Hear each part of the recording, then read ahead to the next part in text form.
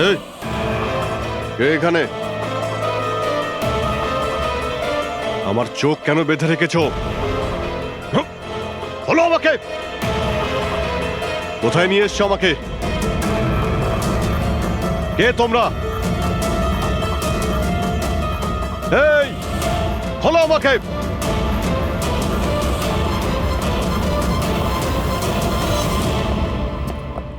কে তোমরা? হ্যাঁ, চোখ থেকে ওটা খোলো।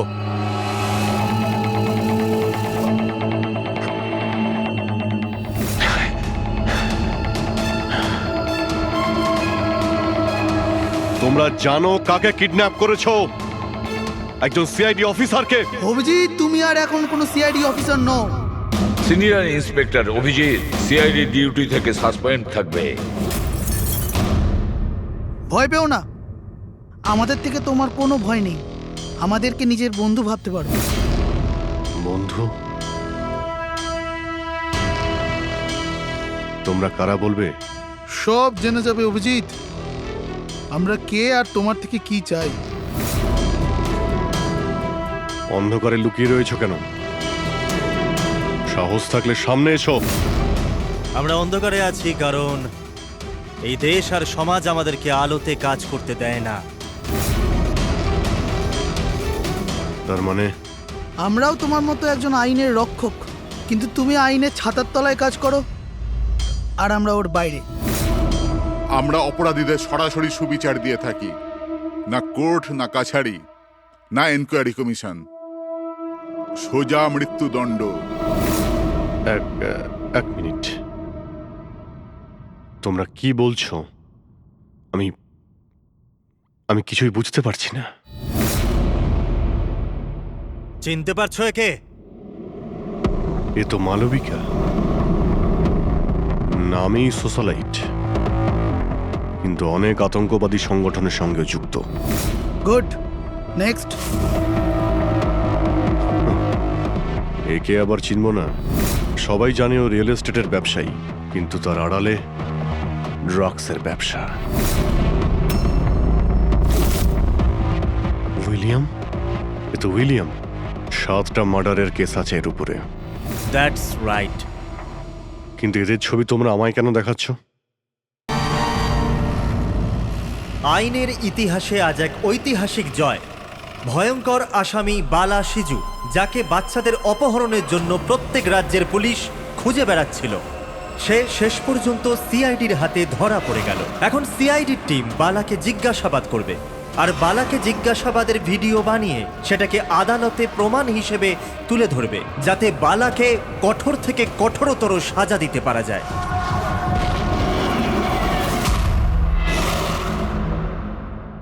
এক কাপ চা পাওয়া যাবে? ওই বাচ্চাগুলো কোথায় যাদের তুই বিক্রি করেছিস? আমি কোনো বাচ্চাকে বিক্রি করিনি। বাচ্চাটা দেশে আছে না বিদেশে আছে? আমার চাটা কোথায় গেল এসিপি স্যার? দেশে নাকি বিদেশে? চুপ! দেখ বালা, ওই বাচ্চাগুলোকেই তাদের মা বাবার কাছে পৌঁছে দেবো, আমি কথা দিয়েছি। যদি ওদের কিছু হয় না, তোর অবস্থা আমি এমন করব যেটা তুই স্বপ্নেও ভাবতে পারছিস না।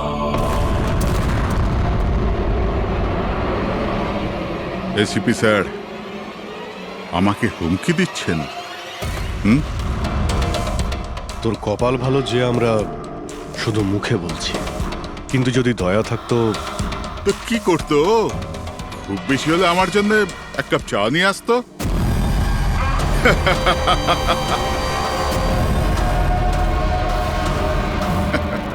পা নিচে নামা। আরে ম্যাডাম, আপনি আমার জন্য চা বানিয়ে আনুন।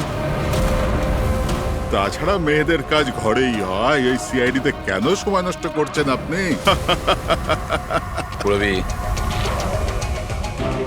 আর যদি আমার ম্যাডামের হাতের চা ভালো লাগে, হ্যাঁ, তো আমি ওর সাথে বিয়ে করবার ব্যাপারেও ভাবতে পারি।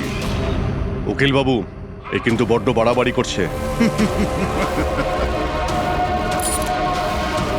কি তোর এত সমস্যা হচ্ছে কেন অভি? হ্যাঁ? তোর এই ম্যাডামের সাথে কোনো চক্কর চলছে নাকি রে? এটা কি করলেন আপনি? আমার ক্লায়েন্টের উপর হাত তুললেন আপনি।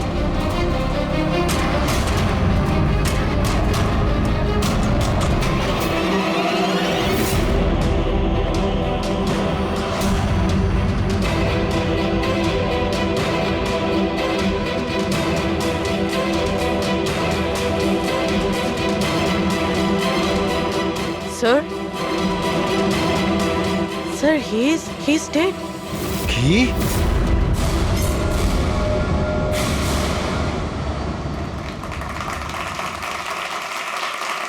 Good evening ladies and gentleman and welcome to প্রশ্ন উত্তর। আমি আপনাদের হোস্ট অভয় কুমার আপনাদের স্বাগত জানাই। আজকের বিষয় একটা বিতর্ক যে আমাদের দেশের আইনের রক্ষাকর্তারা আইনের থেকেও কি বড়। আপনারা সবাই এটা নিশ্চয়ই শুনেছেন যে সিআইডির সিনিয়র অফিসার অভিজিতের উপরে বালা নামক এক ক্রিমিনালকে হত্যার অভিযোগ আরোপ করা হয়েছে। এই জন্য আমাদের মাঝে আজকে উপস্থিত আছেন নিজেই senior inspector Abhijeet from the CID bureau, যার সাথেই এসিপি প্রদ্যুমান স্যারও, ওয়েলকাম স্যার, আর senior inspector Daya CID bureau থেকে। আমাদের প্যানেলিস্ট হলেন ex army officer Mr Ranbir, ex IB officer Sanjit sir, আর এক্স জাজ মিসেস মন্দিরা, আর সঙ্গে আছেন ক্রাইমের senior editor Madan Kumar sir, আর সঙ্গে উপস্থিত আছেন সিনিয়র জার্নালিস্ট আর হিউম্যান রাইটস অ্যাক্ট্রেস। তাহলে আমি শুরু করতে যাচ্ছি হিউম্যান রাইটস অ্যাক্ট্রেসকে দিয়ে। বলুন, এই কেস সম্পর্কে আপনি কি বলবেন? এদের মতো অফিসারদের জন্যই আইনের নাম খারাপ হচ্ছে দেশে। একদম ঠিক। হাতে বন্দুক কি শক্তি এসে যায়? এনাদের মনে হয় কি যা খুশি তাই করবে। আর মানবাধিকারকে মুচড়ে রেখে দেয় এই সব আইন রক্ষকরা। হ্যাঁ, আমি তো বলি এদের থেকে বন্দুকটাই ফেরত নিয়ে নেওয়া উচিত। বন্দুক চালানোর নৈতিকতা কি হতে পারে এদের ধারণাই নেই। আমি তো এটা বলবো যে এরা একটা সিম্পল কথাকে রং চড়িয়ে বলছে। বালা সিআইডিদের সঙ্গে খারাপ ব্যবহার করেছিল, আর এর মধ্যে যদি হাত উঠেই যায় তার মানে তো এই নয় যে অভিজিতের ওপর খুনের দাগ লাগিয়ে দেওয়া হবে। আর যদি কোনো অপরাধীর হাতে হতো এই খুন, তো তাহলে কি আপনি ছেড়ে দিতেন? বা সাধারণ মানুষের হাতে? না তো। তাহলে যে নিয়ম সাধারণ মানুষের জন্য রয়েছে তা সিআইডির জন্য কেন হবে না? মিস মন্দিরা, আপনি কখন থেকে চুপ করে বসে আছেন? এই বিষয়ে আপনি কি বলতে চান? অভিবাবু, আমি এই জন্য চুপ রয়েছি যে যেই সিআইডির বাহাদুরির প্রশংসা লোকেরা করে থাকে তাদেরকে আজ এখানে অপমান করাটা ঠিক হচ্ছে কি? দেখুন, আমার মনে হয় তর্কের কোনো শেষ নেই। যে অভিজিৎ ঠিক না ভুল, এগুলো নিজস্ব ভাবনার উপর নির্ভর করে। এখন আমি কথা বলতে চাই এসিপি প্রদ্যুমান স্যারের সাথে, যার লম্বা কেরিয়ার দেশের প্রতি দায়িত্ব এবং কর্তব্যে পরিপূর্ণ। এই কেসেতে আপনি কার পক্ষ নেবেন? সিআইডির অভিজিৎ স্যারের নাকি আইনের পক্ষ নেবেন? দেখুন, আজ পর্যন্ত আমি বরাবর আইনকে সমর্থন করেছি, আর পরেও সমর্থন করব। আমি ন্যায়ের পক্ষেই। আর এ কথা বলার কাউকে আমি সুযোগ দেব না যে আইন সিআইডির জন্য একরকম আর সাধারণের জন্য অন্যরকম। যতক্ষণ না এনকোয়ারি কমিশনের ডিসিশন জানাচ্ছে ততক্ষণ senior inspector Abhijeet CID duty থেকে সাসপেন্ড থাকবে।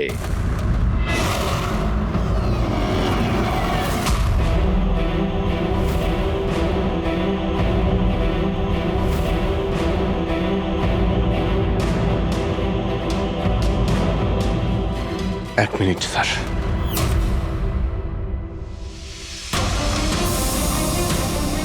স্যার, আমার ব্যাপারে লোকেরা কি বলল তাতে আমার কিছুই যায় আসে না। এইমাত্র আপনার মুখ থেকে যা শুনলাম তাতে খুব কষ্ট হচ্ছে স্যার। যা কিছু হয়েছিল আপনার সামনেই হয়েছিল, আপনি ওইখানে ছিলেন। আপনার বুকে হাত দিয়ে বলুন তো স্যার, আমি কি ইচ্ছে করে ওই লোকটাকে মেরেছি? আর যদি আপনার উত্তর হ্যাঁ হয়, তাহলে আমি আদালতের সিদ্ধান্ত শোনার আগেই নিজে গিয়ে ফাঁসি কাটে ঝুলে পড়বো স্যার। অভিজিৎ, রিল্যাক্স। না দয়া, অনেক হয়েছে। এরকম অনেকবারই হয়েছে। অনেক সময় দেখেছি কিছু মানুষেরা আমাদের উপরে অপবাদ দেয়, আর স্যার আমাদের পক্ষে থাকার বদলে আমাদের সাসপেন্ড করে দেন। আর আপনারা বড় বড় কথা বলছিলেন মানবাধিকারের। কি বলছিলেন আপনি? আমাদের হাত থেকে বন্দুক নিয়ে নেওয়া উচিত। আজ আপনারা বাড়িতে সুরক্ষিত হয়ে যে হোলি আর দীপাবলি কাটাতে পারেন, সেটা সেই কারণ আমাদের হাতে বন্দুক রয়েছে। সারা রাত ধরে আমরা জাগি যাতে আপনারা নিশ্চিন্তে ঘুমোতে পারেন। যখন অপরাধী এইখানে কপালে বন্দুক ঠেকায় না আর বুকে গুলি চালানোর জন্য হুমকি দেয়, ঠিক তখন আপনাকে এটা মনে করিয়ে দেওয়া হয় যে আপনি অপরাধীকে গুলি করতে পারবেন না, শুধু পায়ে গুলি করতে পারবেন। সেই দিন আমি আপনাদের কাছে হিউম্যান রাইটস আর মানবাধিকারের স্পেলিং জিজ্ঞাসা করব। সেই দিন।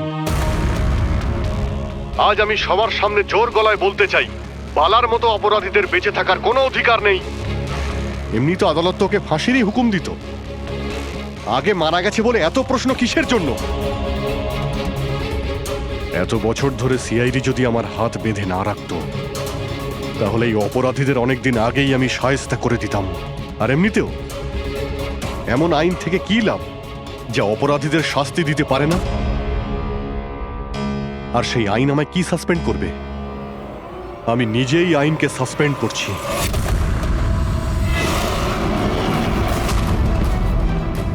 মনে সাহস আর পকেটে রেজিগনেশন নিয়ে আমি সবসময় ঘুরি।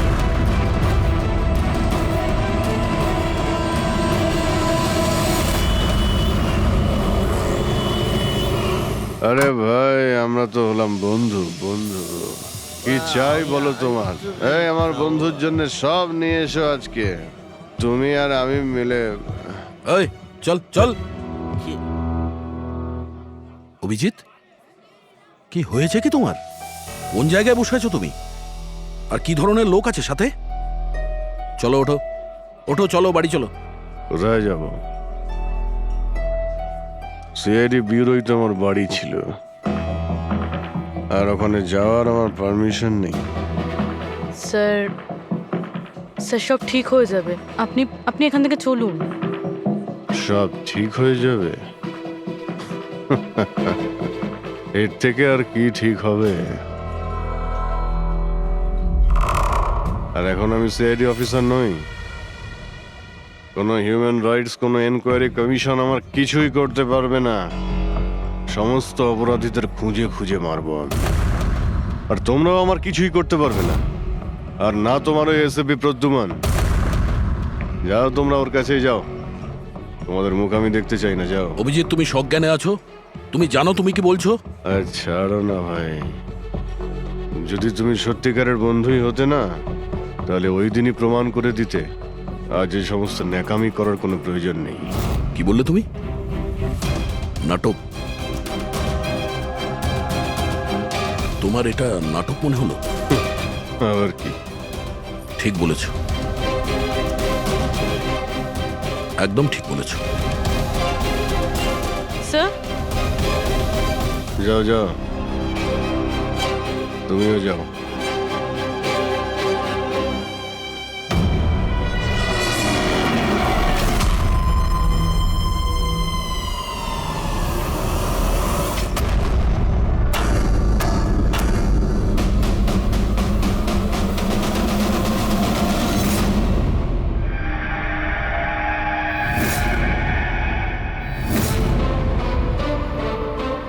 এই, কে এখানে? আমার চোখ কেন বেঁধে রেখেছ? বলো আমাকে, কোথায় নিয়ে এসছো আমাকে? কে তোমরা? এই, বলো আমাকে।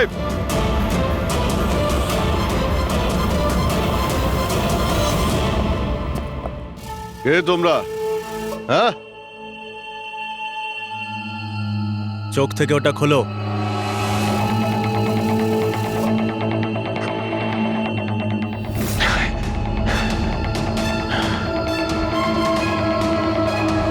তোমরা জানো কাকে কিডন্যাপ করেছো? একজন সিআইডি অফিসারকে। অভিজিৎ, তুমি আর এখন কোনো সিআইডি অফিসার নও। Senior inspector Abhijeet CID duty থেকে সাসপেন্ড থাকবে।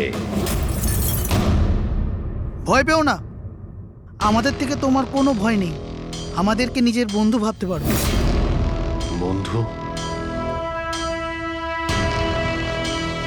তোমরা কারা বলবে? সব জেনে যাবে অভিজিৎ, আমরা কে আর তোমার থেকে কি চাই। অন্ধকারে লুকিয়ে রয়েছো কেন? সাহস থাকলে সামনে এসো। আমরা অন্ধকারে আছি কারণ এই দেশ আর সমাজ আমাদেরকে আলোতে কাজ করতে দেয় না। তার মানে আমরাও তোমার মতো একজন আইনের রক্ষক, কিন্তু তুমি আইনের ছাতার তলায় কাজ করো আর আমরা ওর বাইরে। আমরা অপরাধীদের সরাসরি সুবিচার দিয়ে থাকি, না কোর্ট, না কাছারি, না এনকোয়ারি কমিশন, সোজা মৃত্যুদণ্ড। এক মিনিট, তোমরা কি বলছো? আমি কিছুই বুঝতে পারছি না। চিনতে পারছো একে? এ তো মালবিকা, নামেই সোশ্যালাইট, কিন্তু অনেক আতঙ্কবাদী সংগঠনের সঙ্গে যুক্ত।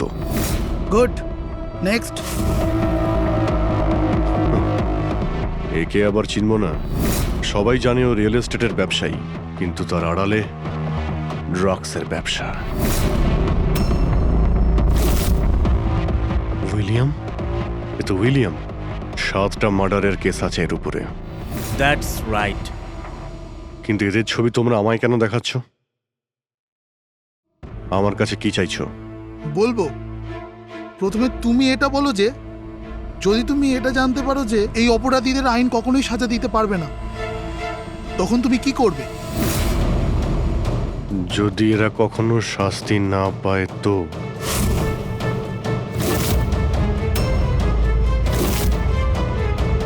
তো আমি এদের নিজেই মারব। আর এমনিতেও কোনো অপরাধীদের বেঁচে থাকার কোনো অধিকার নেই। সবাইকে পিষে মেরে ফেলা উচিত, সবাইকে। Very good. তোমার ভেতরে এই রকমই উদ্যম আর সাহস দেখতে চেয়েছিলাম আমরা। আমি তোমার যন্ত্রণা বুঝতে পারি অভিজিৎ। যদি বালা ভুল করে মরেও যায় তাতে কি আর হবে? ছিল তো ও একটা অপরাধী, না? এবার তুমিই বলো অভিজিৎ, এত বছরের চাকরির এই যে পুরস্কার পেয়েছো তুমি, এটা কি ঠিক? এদের মতো অফিসারদের জন্যই আইনের নাম খারাপ হচ্ছে দেশে। আর মানবাধিকারকে মুছড়ে রেখে দেয় এই সব আইন রক্ষকরা। হাতে বন্দুক কি শক্তি এসে যায়? এনাদের মনে হয় কি যা খুশি তাই করবে। না, এটা একদমই ঠিক নয়।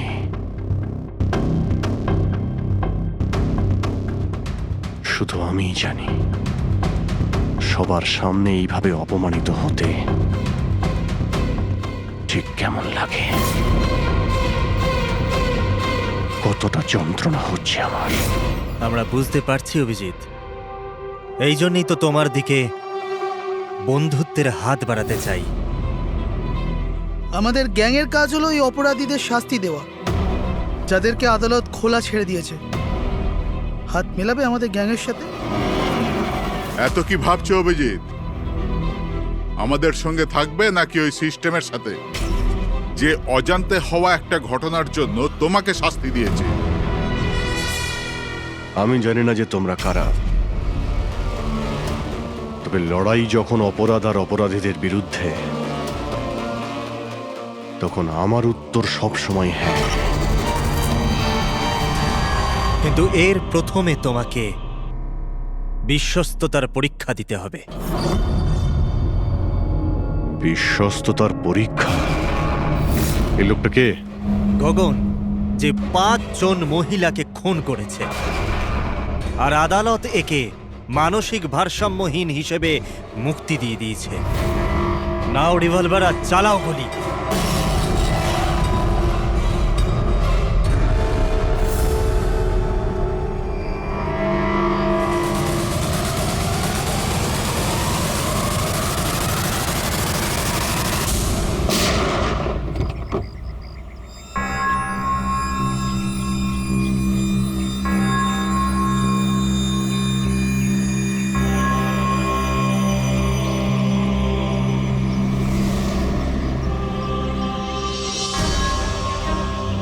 আমাদের ফোনের অপেক্ষা করবেন। আর হ্যাঁ, যা আপনার অসুবিধা হলো না ওর জন্য সরি। আর একটা কথা মাথায় রাখবেন, ফোন সবসময় নিজের সাথে রাখবেন, যদি বাথরুম যেতে হয় তবেও।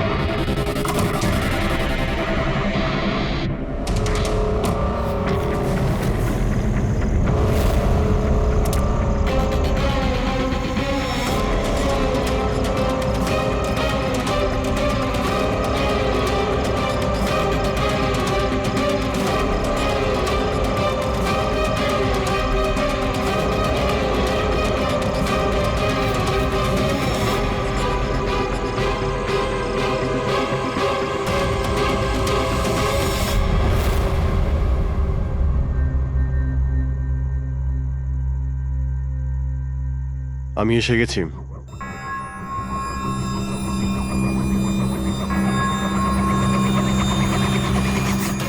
আমাদের সন্দেহই ঠিক। মানে যে গল্পটা আমরা ফেদেছিলাম সেটা বিশ্বাস করেছে ওরা। এটা তো হওয়ারই ছিল। যে জালে ওরা ফেসেছে সেটার প্ল্যান আমরা 1 মাস আগেই করেছিলাম। তবে স্যার, এত নামী অপরাধীদের একের পর এক খুন হওয়া, এটা কোনো কোইন্সিডেন্স হতে পারে না। স্যার, এই সমস্ত অপরাধীদের নতুন শত্রু কে এসছে? সেটাই তো আমি ভাবছি দয়া। এই 5 জনের একটা শত্রু থাকবে সেটা সম্ভব নয়। কিন্তু স্যার, আলাদা আলাদা থাকলে তারা একসাথে হামলা করলো কিভাবে? পুরোপুরি লোকগুলো আলাদা হতে পারে, কিন্তু গ্যাং একটাই, মোটিভও একটাই, খারাপ মানুষগুলোকে শেষ করা। কিন্তু আইনকে নিজের হাতে নিয়ে আলাদা আলাদা শহরে আলাদা আলাদা সময় খুন করা, এত লম্বা প্ল্যানিং কেউ একা করতে পারবে না। একদম ঠিক বলছো অভিজিৎ। মনে হয় তুমি কিছু পেয়েছো। হ্যাঁ হ্যাঁ বস। কি বস, এটা একজন খুনির কাজ নয়, কারণ বেশিরভাগ ক্ষেত্রে এক একজন খুনির খুন করার পদ্ধতিটা নিজেদের পছন্দ মতো, কিন্তু এক্ষেত্রে সেটা হয়নি। এই দেখো, একে গুলি করা হয়েছে, গুলি অনেক দূর থেকে করা হয়েছে, কিন্তু সেটা সোজা এসে হার্টে বিঁধেছে, 1 ইঞ্চিও এদিক ওদিক নয়। আর একটা, একে মার্শাল আর্টের একটা বিশেষ পদ্ধতি দিয়ে মারা হয়েছে, খুবই বিপজ্জনক, একটা আঘাতেই শেষ। আর এই তৃতীয় মার্ডার, এই তৃতীয় ব্যক্তিকে বিষ দিয়ে হত্যা করা হয়েছে। একটা ছোঁচলো জিনিস দিয়ে বিষটা ইনজেক্ট করা হয়েছে সোজা আর্টারিতে।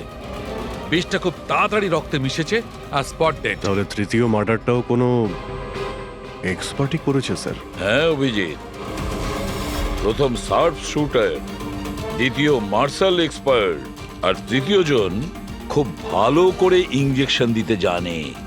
তারা যারাই হোক, মানুষকে বিশেষভাবে মারার প্রশিক্ষণ প্রাপ্ত এরা, যেমন কোন স্পেশাল এজেন্ট। আর হতে পারে এই গ্যাংয়ে এই ধরনের চিন্তা ভাবনা করার মতো আরো লোক আছে, যারা এই সমাজ থেকে অপরাধীদের সরিয়ে দিতে চায়। স্যার, যদি ওরা এত এক্সপার্ট হয়ে থাকে, তাহলে না ওরা কোনো প্রমাণ রাখবে? না কোনো সূত্র। ওদেরকে ধরবো কিভাবে? লোহাই লোহাকে কাটতে পারে পুরবী। এদের গ্যাংকে ধরার একটাই রাস্তা আছে, বালার মৃত্যুর নাটক। সবকিছু প্ল্যান অনুযায়ী হচ্ছিল স্যার। তারপরে ওরা আমাকে ট্রিগার প্রেস করে একটা লোককে মেরে ফেলতে বলে। আর তুমি ট্রিগারে চাপ দিয়েছিলে? Yes sir. ট্রিগারে চাপ দিয়েছিলে? Yes sir. এসব কি হচ্ছে? হ্যাঁ, বলেছিলাম না আমরা তোমার পরীক্ষা নেওয়া হবে, এটা দেখার জন্য যে তুমি এই কাজটাকে পরিণতি দিতে পারবে নাকি। আমায় কাকে মারতে হবে? এমন একজন মানুষ যে মানুষ বলার যোগ্যতা হারিয়েছে, দেশের উত্তরের রাজ্যগুলোতে ড্রাগসের ব্যবসা করে, আর জানি না এর জন্য কত যুবক নিজের জীবন বরবাদ করে দিয়েছে।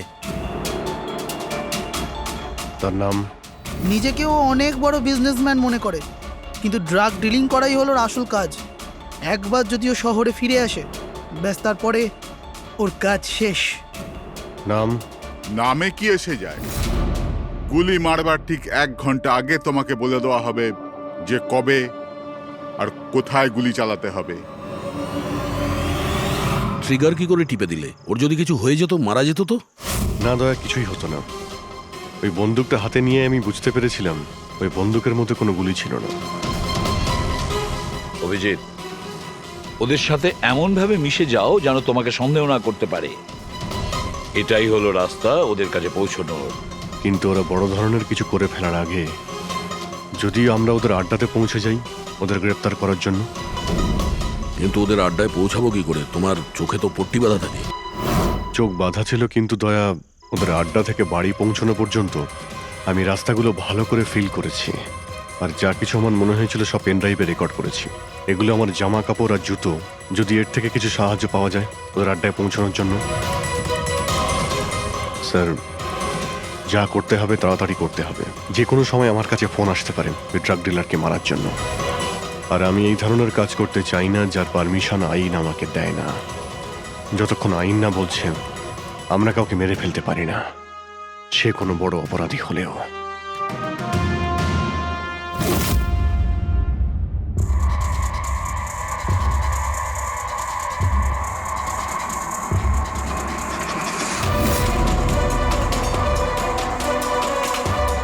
ভালো করে শুনুন, প্রায় 1.5 ঘন্টা লেগেছিল ওদের আড্ডা থেকে আমার বাড়িতে ফিরতে।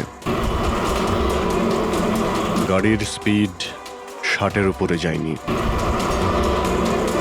15 মিনিট গাড়ি ট্রাফিক জ্যামে আটকে ছিল।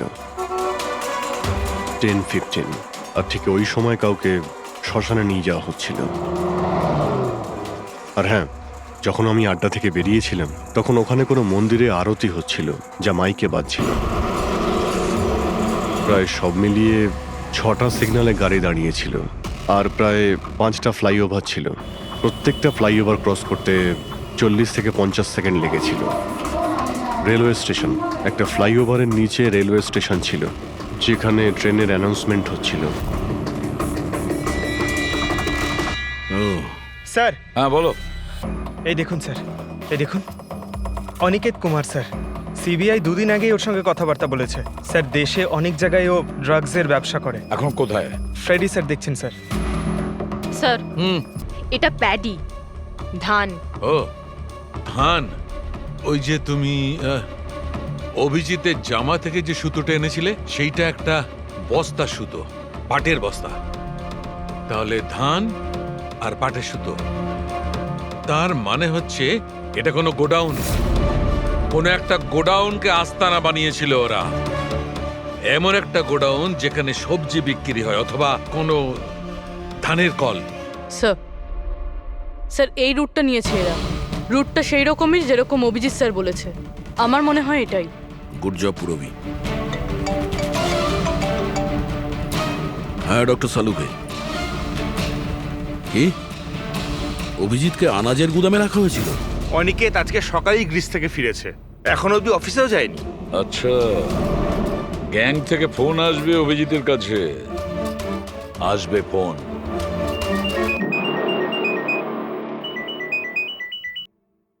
হ্যালো।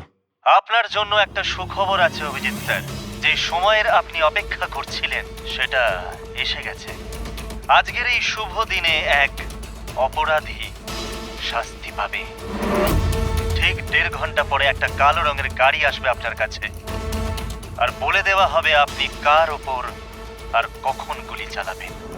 হ্যাঁ, কিন্তু রাইফেল কোনটা? তাতে কি যায় আসে রাইফেল কোনটা?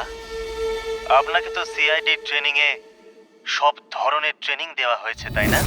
হ্যাঁ, আমাকে সব ধরনের ট্রেনিং দেওয়া হয়েছে, কিন্তু আমার কাছে একটাই চান্স গুলি চালানোর। যদি আমি জানতে পারি বন্দুকটা কোন ধরনের, তো একটু সহজ হবে। RS 451। ওকে, RS 451।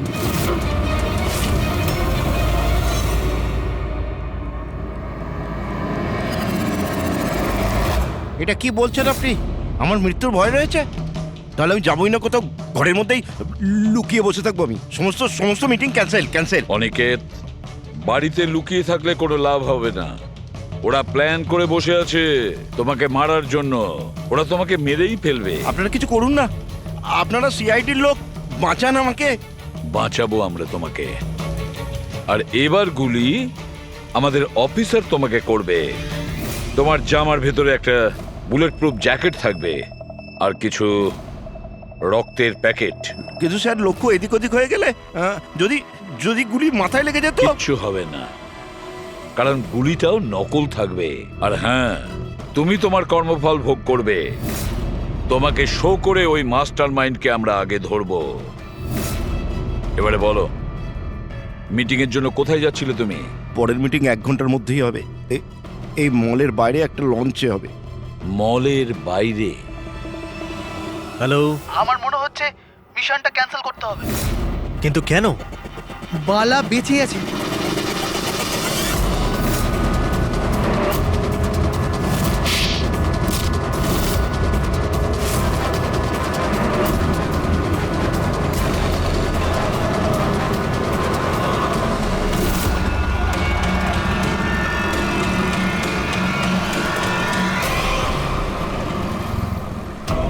খুব বড় বিশ্বাসঘাতকতা হয়েছে আমাদের সাথে। অভিজিতের হাতে কেউ খুন হয়নি।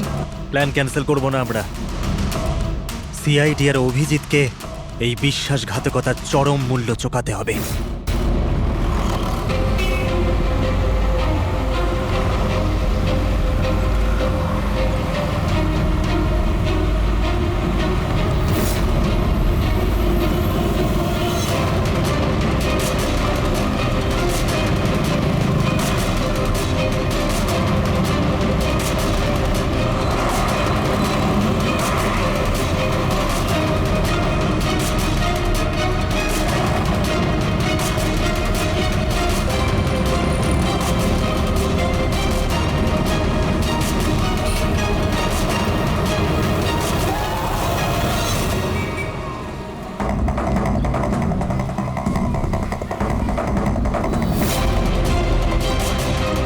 এখানে ওই লোকটা আসতে চলেছে। কিন্তু ওই লোকটা কে?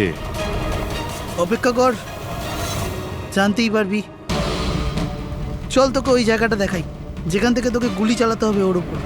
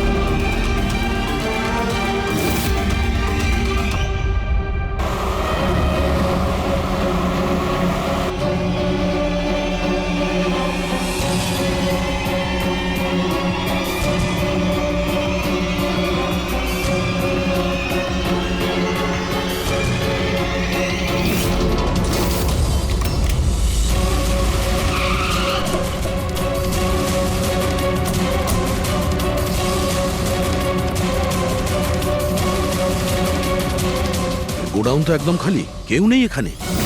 হ্যাঁ স্যার, এটা তো সেই গুদাম নয় যেটা আমরা খুঁজছি। ও দাদা ভাই, কে আপনারা? কি চাই? তুমি এখানে কাজ করো? ইয়েস। এই গোডাউন কেউ ব্যবহার করছিল কি? না তো, গত 2 বছর ধরে বন্ধ পড়ে আছে। এই গোডাউনটা আমার বস বিক্রি করতে চায়, তা আপনি কি কিনবেন? যদি এটা ওই গোডাউন না হয় তাহলে কোন গোডাউনটা?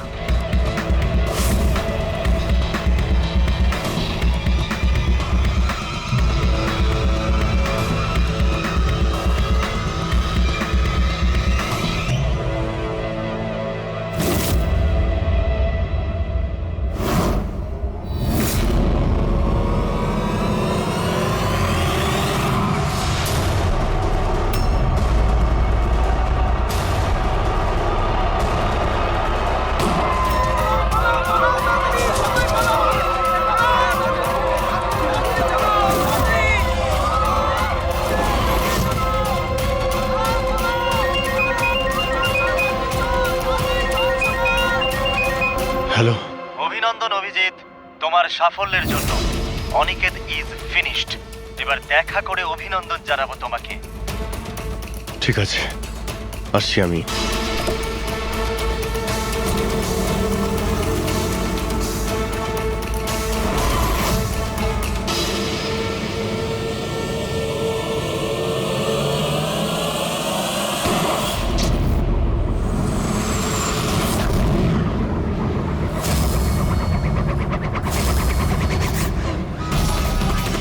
পঙ্কজ, ধরো, ছাড়বে না ওকে। ও নো স্যার। কি হয়েছে?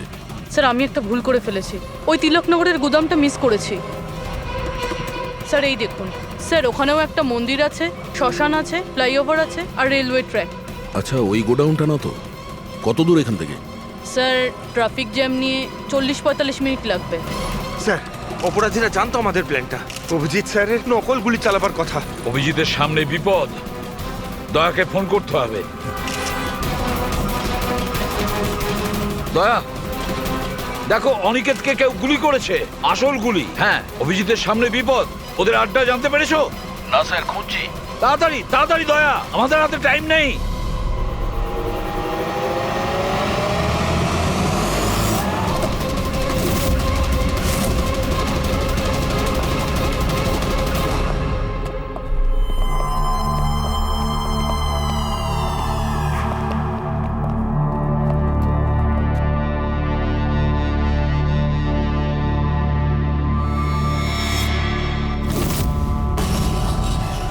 অনেক অনেক অভিনন্দন তোমাকে। Well done. অনিকেতের মৃত্যুর খবর প্রত্যেকটা নিউজ চ্যানেলে দেখাচ্ছে, আর এখন তুমি আমাদের বিশ্বাস জিতে নিয়েছো। এই জন্য এখন অন্ধকার থেকে আলোতে এসে তোমার সাথে নিজেদের পরিচয় করাবো।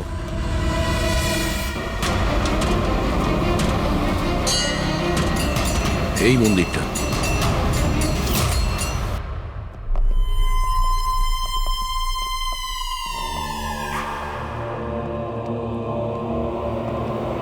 আমাদের প্যানেলিস্ট হলেন ex IB officer Sanjit sir,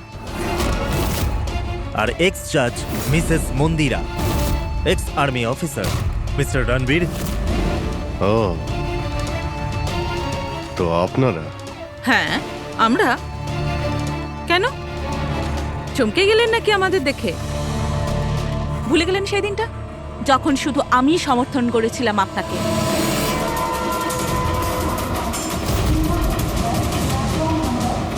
এই হচ্ছে রেলওয়ে স্টেশন। অভিজিৎ, আমাদের সবাইকার লক্ষ্য এক, অন্যায় সাফ করা। কিন্তু আপনাদের চতুর্থ সঙ্গী, ওনার কি হয়েছে? উনি কেন সামনে আসছেন না? আমি সামনে আসবো না, কারণ তুমি একজন বিশ্বাসঘাতক।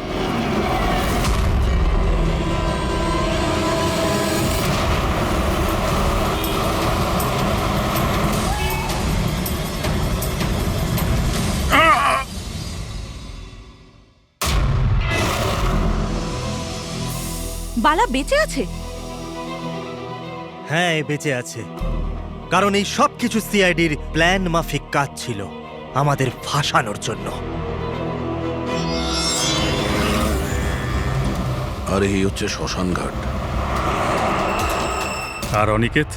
সেও নিশ্চয়ই জীবিত আছে, নিশ্চয়ই এই অভিজিৎকে নকল গুলি মেরেছে। অভিজিৎ, এই বেইমানির জন্য একটাই সাজা, শুধু মৃত্যু, শুধুই মৃত্যু।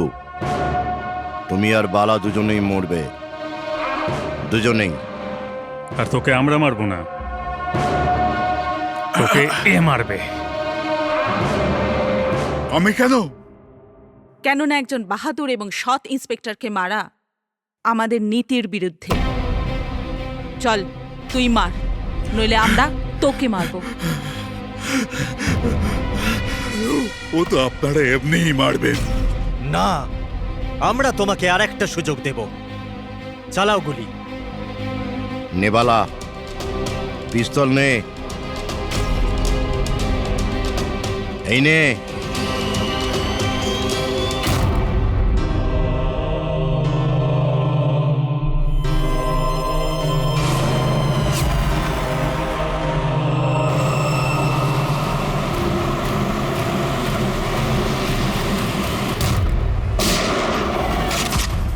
কেউ পালাবে না, চল।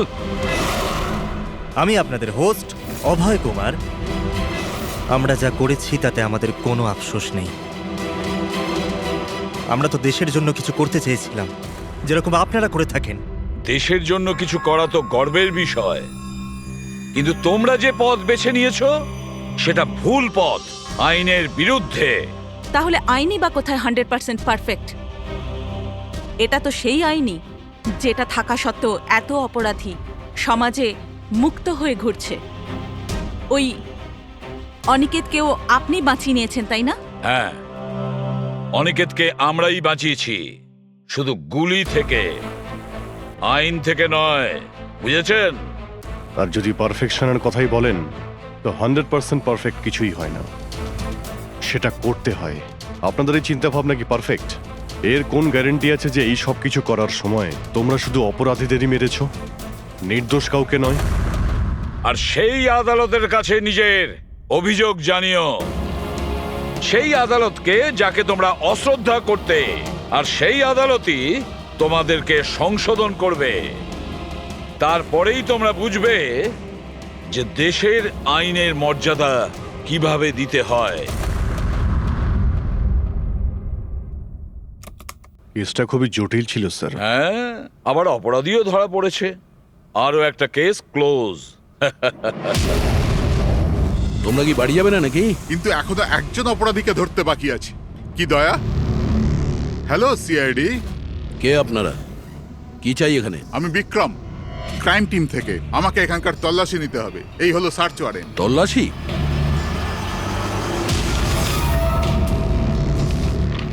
আমাদের আপনাদেরকে অনুরোধ যে আপনারা সবাই আমাদের সাথে কমপ্লিটলি কোঅপারেট করতে থাকবেন। এটা কি আমরা জানতে পারি যে তল্লাশি কেন নেওয়া হবে? দমনের ফাঁসির কেসে আপনাদের সবার এগেনস্টে কমপ্লেন্ট আছে যে আপনারা সবাই এভিডেন্স নষ্ট করতে চেয়েছিলেন।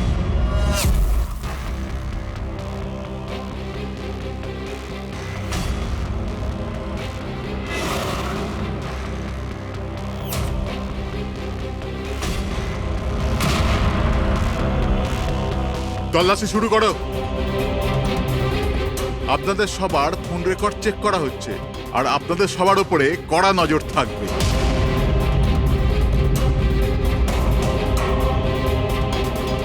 আর হ্যাঁ, আপনাদের সবার সাথে একা একা প্রশ্ন উত্তরও করা হবে। আমার আপনাদের ব্যক্তিগত পরামর্শ হলো, যাই বলবেন একদম সত্যি বলবেন। এটাই সিআইডির ভবিষ্যৎ তৈরি করবে। এই, আমরা সিআইডির কোনো গ্যাসের বেলুন নয়। আর তুমি কে আমাদের ফিউচার ঠিক করার? হ্যাঁ, সিআইডির অস্তিত্ব সত্যের উপরে দাঁড়িয়ে রয়েছে, মিথ্যের উপরে নয়। হ্যাঁ হ্যাঁ, আমি জানি আপনারা সিআইডির লোক, জানি আমি।